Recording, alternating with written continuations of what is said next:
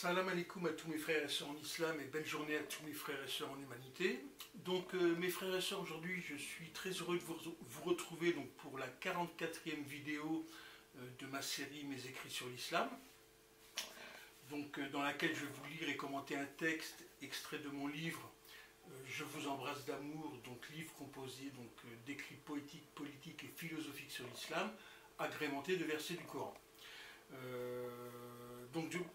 Entre parenthèses, je remercie toutes les personnes qui m'ont acheté ce livre, que ce soit des musulmans ou des non-musulmans. Donc merci pour vos encouragements, d'autant plus que pour l'instant je suis mon propre éditeur, donc je dispose pour me faire connaître soit de Facebook, soit de YouTube, et quelques commerces où j'ai mis mon livre et où j'ai régulièrement des acheteurs. Donc n'hésitez pas à me contacter, il y a mes coordonnées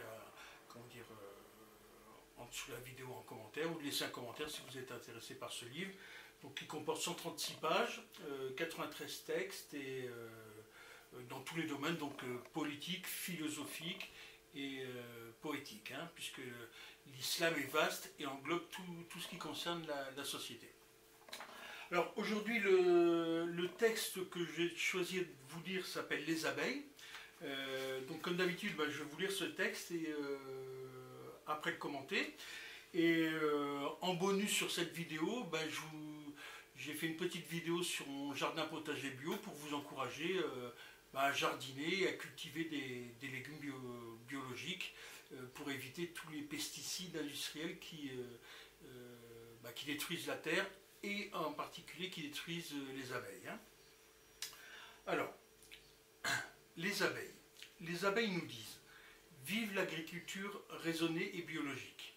Stop aux OGM, stop aux produits chimiques. Oui à la libéralisation des semences pour les paysans. Écoutez-nous, c'est votre intérêt.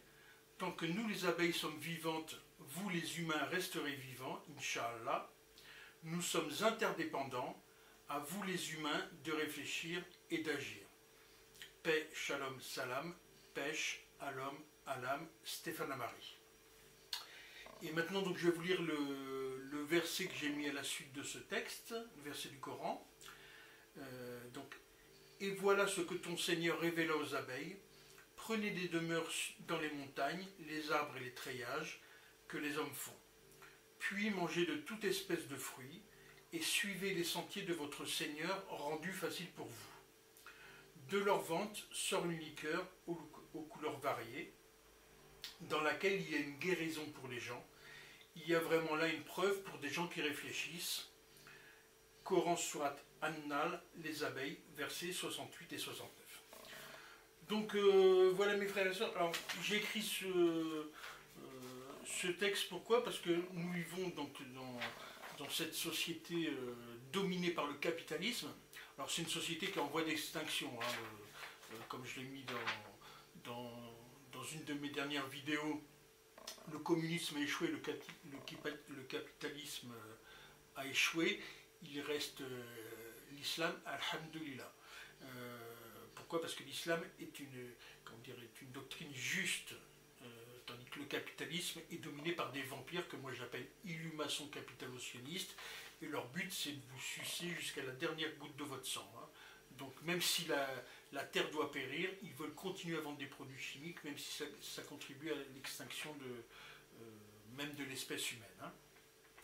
Alors, concernant les abeilles, c'est vrai que c'est un animal qui est essentiel pour nous les hommes et pour la terre. Pourquoi? Parce que les abeilles participent à la pollinisation des fruits et légumes. Donc, pour résumer, une abeille, quand elle va butiner des fleurs, donc des fleurs de légumes ou des fleurs,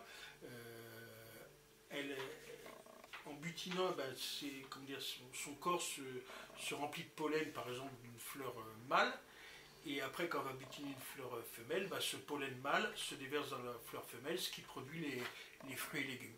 Donc s'il n'y a plus d'abeilles, c'est clair, il n'y a plus d'alimentation. Voilà, tout simplement, donc c'est la disparition de l'espèce humaine.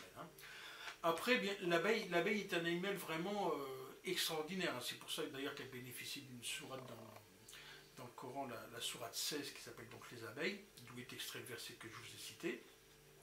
Puisqu'il y a des produits bien sûr qui sont bénéfiques que produisent les abeilles. Vous avez donc la cire d'abeille, le propolis, la gelée royale et bien sûr le miel, qui est le plus connu, qui ont beaucoup de bonnes propriétés, donc qui servent de médicaments. Alors, à cause de la disparition des abeilles, bon, on la connaît, c'est l'agriculture industrielle. Pourquoi? Parce que quand vous avez une monoculture intensive, ça élimine la diversité, donc les abeilles ne trouvent plus où butiner. Et vous avez bien sûr les pesticides, et en particulier les néonicotinoïdes qui eux perturbent le système nerveux des abeilles, ce qui fait qu'elles sont complètement désorientées. Alors ça c'est un produit qui a été enlevé, mais il y a tellement de pression de la part des sociétés telles que Monsanto, etc., sur des hommes politiques corruptibles, que là il y a plusieurs pays européens, dont la France, qui ont réintroduit ces néonicotinoïdes, responsables d'une grande partie de la destruction des abeilles. Pourquoi? Parce qu'ils ont dit que sur les betteraves, c'était le seul produit qui permettait d'éliminer tel ou tel insecte. Alors, entre parenthèses, les betteraves servent à produire du sucre industriel. Et dans ce sucre industriel, il y a trop de fructose, ce qui est nocif pour l'homme. Alors que dans le sucre, produit donc par le miel des abeilles, là c'est un bon sucre où il n'y a pas de fructose. Donc vous voyez, c'est d'une part, les industriels, ça leur permet d'écouler leurs produits nocifs et d'éliminer les abeilles. Donc là, bien sûr, il n'y a que nous, le peuple, avec notre bulletin vote, qui pouvons influer sur la politique. Donc c'est pour ça que je m'adresse de nouveau aux musulmans pour les encourager à aller voter, en particulier pour des personnes soucieuses de l'écologie. Alors pourquoi? Parce que l'islam est entièrement écologique. Vous pouvez lire plusieurs versets du Coran qui parlent de la protection de la nature, etc. Donc des animaux, de la nature, donc c'est entièrement écologique. C'est pour ça d'ailleurs qu'il y a eu donc cette sourate sur les abeilles. Alors, tout ce qui est pesticides et néonicotinoïdes, depuis les années 90, ça contribuait à la disparition de 75% des insectes volants. C'est pour ça que vous faites l'expérience. En voiture, il y a une trentaine d'années, quand on roulait en voiture, vous aviez les pare-brises qui étaient plein d'insectes. Là, vous pouvez rouler pendant 10 km, il n'y a aucun insecte qui s'écrase sur le pare-brise. Donc ça, c'est très grave et ça doit nous alerter. Alors, pourquoi je parle du bienfait de l'agriculture écologique? Donc ça, c'est prouvé même scientifiquement.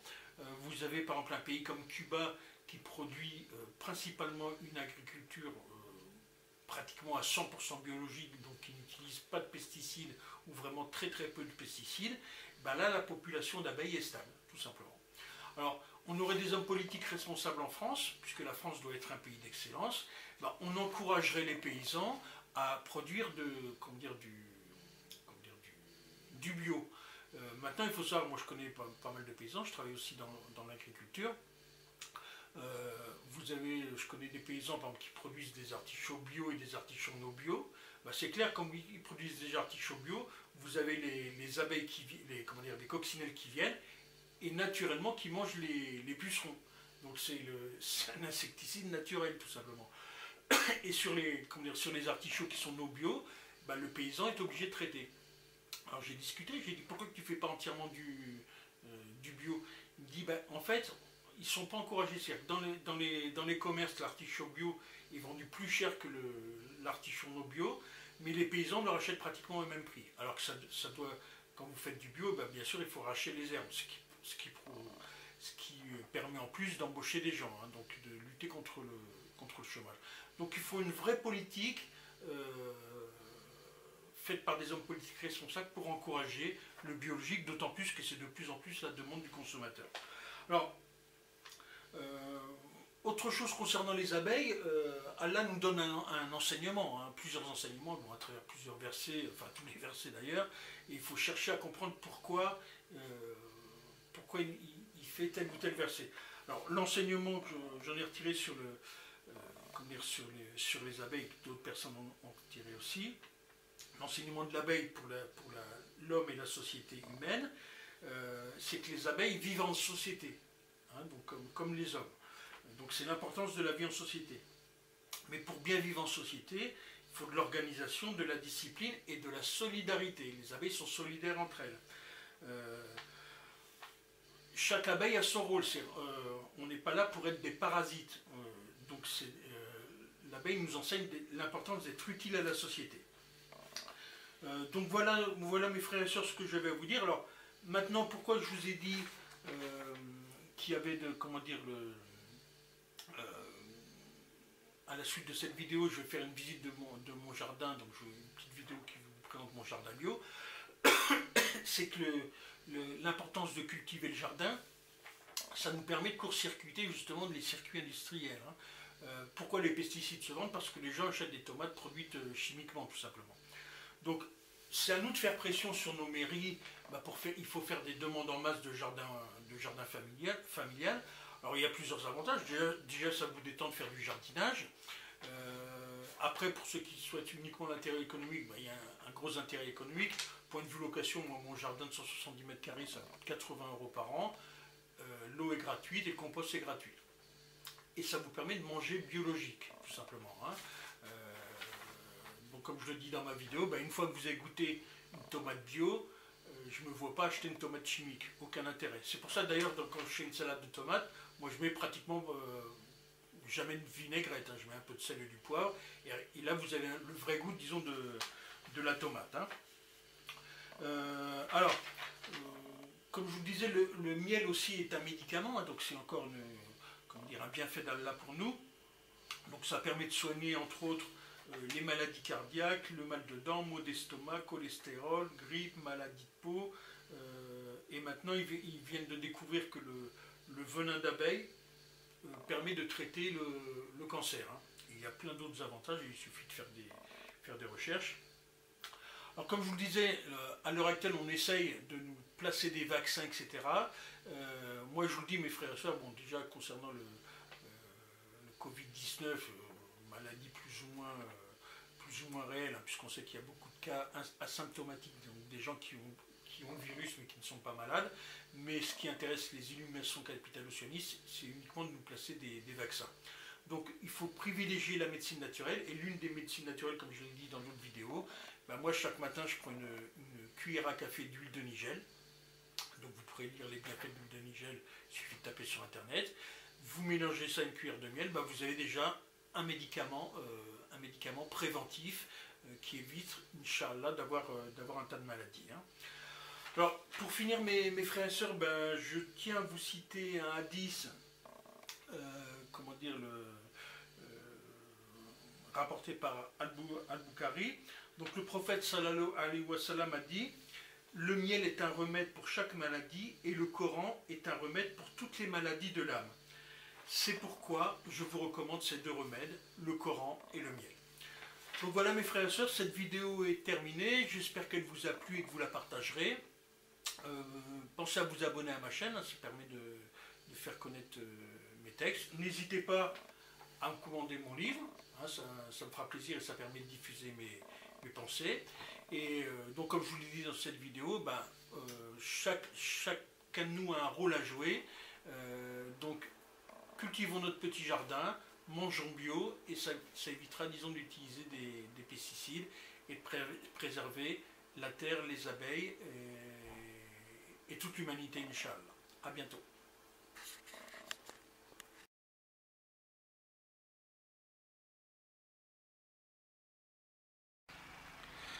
Voilà donc mes frères et sœurs, une visite de mon jardin potager bio. Donc là vous avez des raisins, rosiers, un potiron. Là c'est le compost que je fais donc avec les déchets des légumes pour enrichir la terre. Là vous avez des fraisiers. Alors je mets des fleurs de chaque côté, comme vous le voyez, c'est pour attirer les abeilles, hein, pour polliniser les légumes.